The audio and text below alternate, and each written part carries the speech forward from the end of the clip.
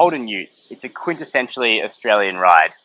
But where Utes past were marketed on their merits as tough load carriers, this VF SSV Redline Ute is marketed as a sports car. With Holden in an increasingly difficult position financially, can cars like the VF SSV change the brand and reinvigorate it for success?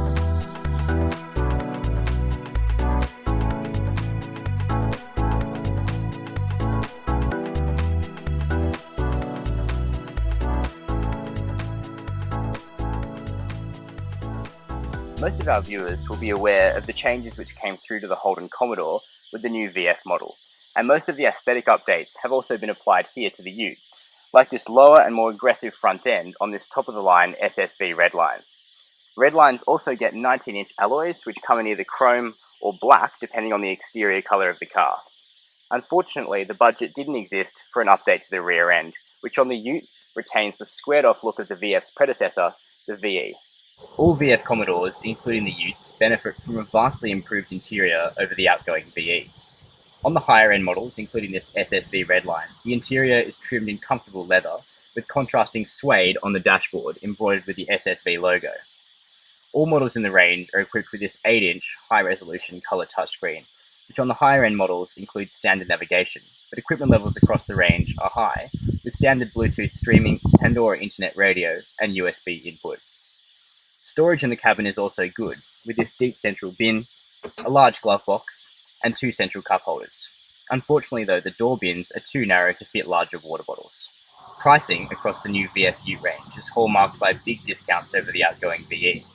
This SSV Redline has come down in price by about $6,000, which means you can get into the big V8 for just shy of $55,000 on road. The 6-cylinder Evoque entry-level model will cost you $37,000 on road. At this point, I'd usually talk about the room in the back for someone 6'0". Given there's just 2 seats, let's talk about the tray instead. All models in the VF Ute range get a generous tray, and this SSV, like the other models, gets a standard lining and a soft tonneau cover. There's a capacity of about 600 kilograms back here, easily accessible by this folding hatch. The tray does sit quite high though, which obscures rearward vision from the cabin. When it comes to performance, the SSV Redline absolutely smashes similarly priced competitors. This is an old school muscle car.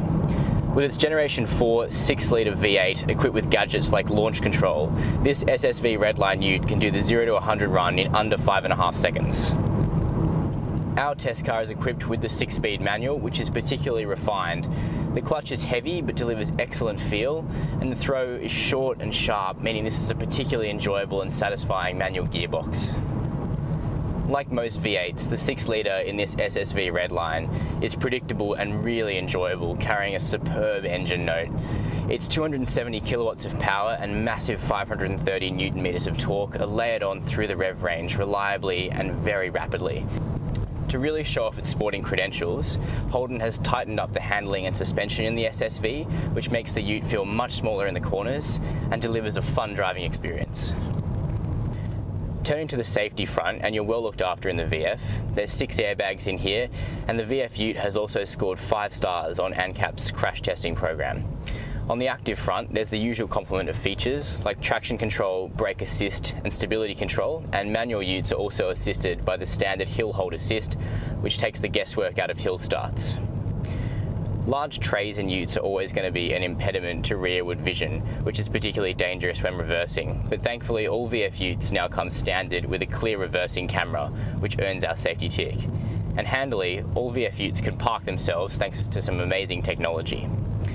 We were sorely disappointed on the base model of the VF Ute about its large blind spots and lack of a blind spot warning system, but this is solved on the higher end models like this SSV Redline, which fixed the problem with a good, clear and reliable blind spot warning system in the rearward mirrors.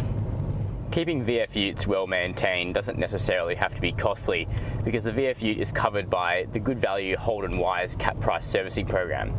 This program allows you 4 services a year for the first 3 years or the first 60,000 kilometres, and for petrol Utes it'll cost just $185 a service. Of course, this being a V8, fuel costs aren't going to be low. Holden claims 11.8 litres per 100 kilometres for the fuel efficiency of this SSV Redline, but in our real-world testing we saw figures more like 14 litres per 100 kilometres. Fortunately, you can use up to 85% ethanol fuel to keep your costs down, but with high-performance motors like this, you're going to want to give it a higher octane to extract the best performance. The Holden VF SSV Redline Ute is one of the cheapest ways into a V8 motor on the Australian market.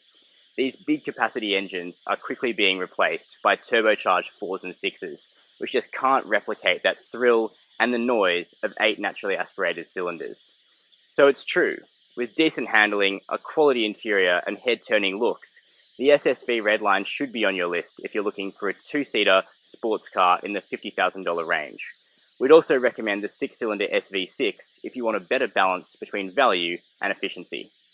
You can see and read much more about the VF SSV Redline at chasingcars.com.au, and don't forget to subscribe here for more quality reviews like this one.